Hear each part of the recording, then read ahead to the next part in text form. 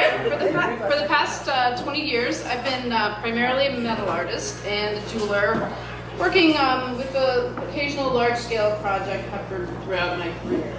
So tonight I'm going to take you on an artist journey as I was selected to create an 8-foot by 40-foot mural in a newly renovated building on the campus of Allegheny College. And here's the blank slate. So looking at that blank wall was pretty much like writer's block for an artist. So my first task was to find a design that would appeal to both departments, physics and environmental science. And so that was concentric rings, and you can see them here.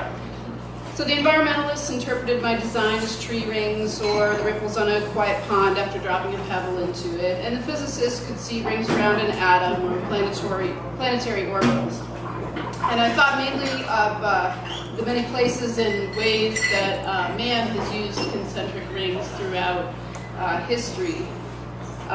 So the college asked me to use as much recycled content and metal to create my work and to honor the energy efficient and hopefully soon to be LEED certified building which would house my artwork.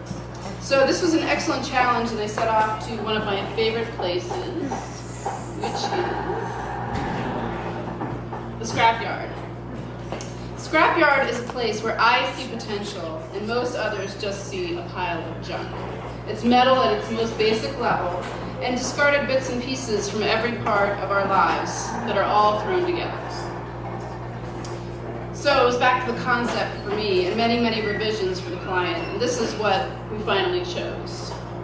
So they added that in addition to using recycled metal, which wasn't a problem, they wanted to see glass incorporated into the design. So I hired a glass artist to work with me. Some days I thought I had the best opportunity in the world, and some days I had no idea how I was going to pull this off.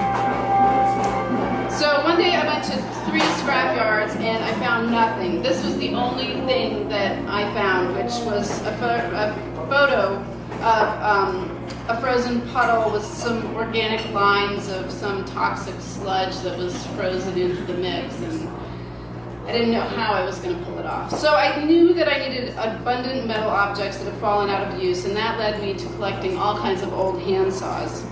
Craigslist was a great source, and I have many more of these if anybody needs any. Just find me out.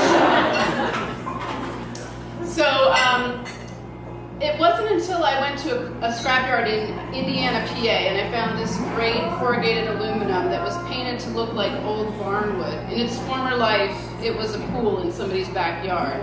So finally I felt like the materials were starting to come together, but I needed a studio with a 40-foot long wall where I could create this piece. So I was thrilled to find this dump of a very rough, demoed out basement building which did have a wall that was 40 feet long, on which I could create my artwork.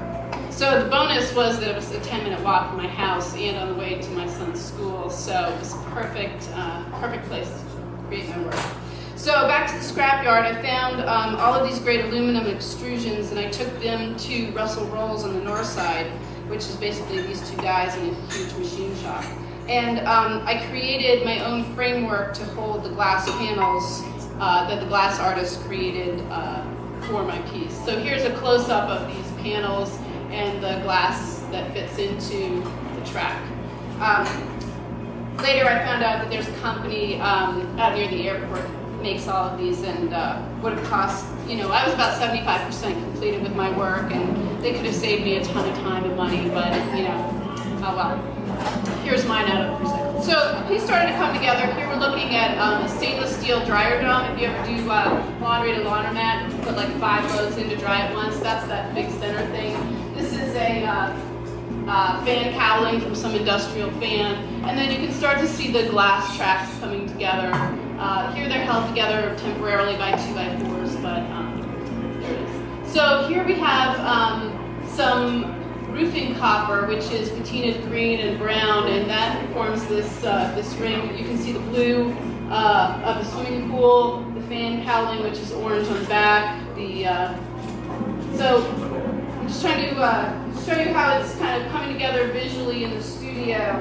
It's 50% complete here, and this is where I had a design charrette in my studio, and I brought the administrators, faculty into my studio and listened to the critique and criticism, kind of molded the interactive process.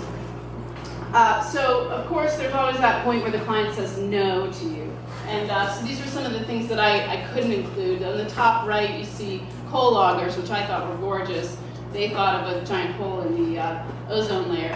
These two-man cross-cut saws, which I loved, and they said, no, no, no, no, clear cut the forest, forget it.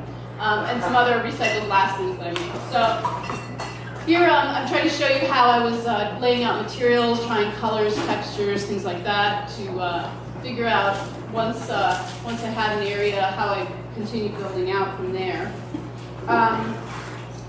And here's a piece completed in my studio. So it took a 5-person crew of us 6 hours to take it all down. We removed it, packed it all up, put it in a truck, drove it up to Meadville. It took the five-person crew 2 12-hour days to install it, which led me to being called a taskmaster. But here it is, finished, completed.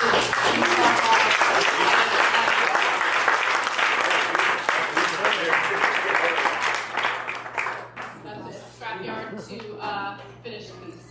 So, thank you all.